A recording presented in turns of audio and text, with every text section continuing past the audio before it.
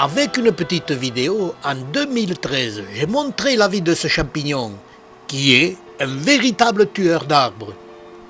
J'avais sectionné une petite partie pour montrer en coupe le chapeau et les pores. Cette section, je l'avais remise en place par simple contact et sans aucune pression. Comme ce champignon est chez moi, jour après jour, j'ai pu suivre l'évolution de cette section. J'avais aussi montré les diverses formes et couleurs de ce champignon, de leur naissance jusqu'à leur mort, qui correspond en général à la mort de l'arbre sur lequel il a élu domicile. Ce tueur d'arbres est implacable. Si par malchance les spores de cette espèce se posent sur un arbre presque mort, le développement de ce champignon est différent et il meurt prématurément. L'arbre ne pouvant plus fournir la sève pour le développement de ce champignon.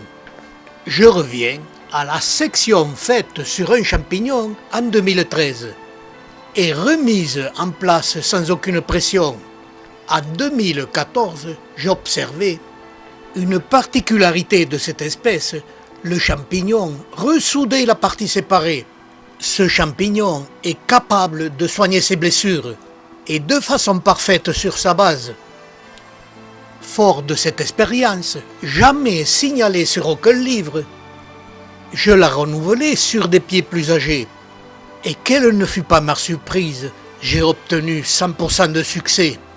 Même sur les vieux sujets, la soudure était parfaite.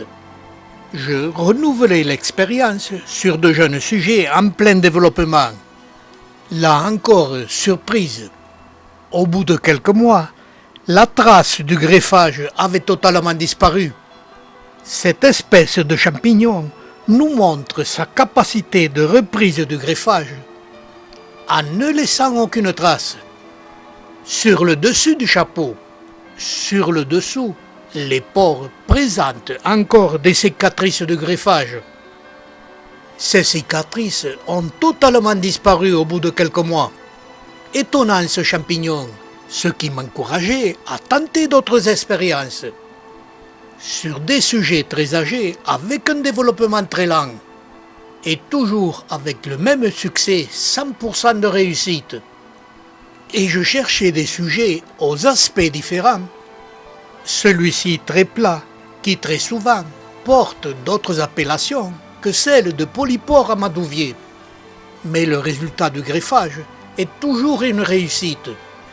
Avec un simple contact, sans artifice de pression quelconque, ce champignon a la faculté de combler les vides d'un mauvais greffage.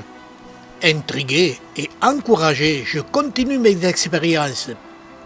Je prélève et détache un tronçon de champignon et je le place de façon décalée, en mettant seulement les pores en contact du reste du champignon. Là aussi, incroyable, il a récupéré le reste de son tronçon si mal greffé. Et c'est pourtant un vieux sujet.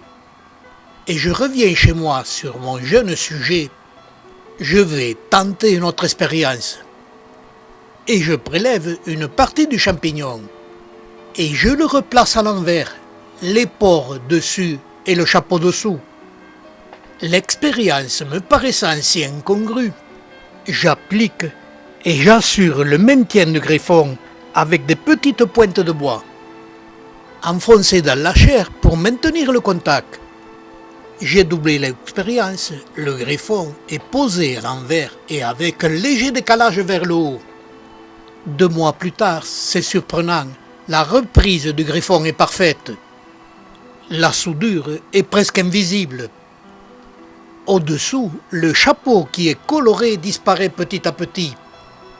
Ce qui nous donne comme indication, ce sont les pores qui se développent et assurent la soudure et le recouvrement. Conclusion, cette espèce de champignon, polypore amadouvier, qui se développe pendant de très longues années, est capable de récupération et de soudure des greffons par le développement des pores, qui malgré ces opérations n'ont pas cessé de rejeter leur excès de sève. en effaçant toute trace de greffage.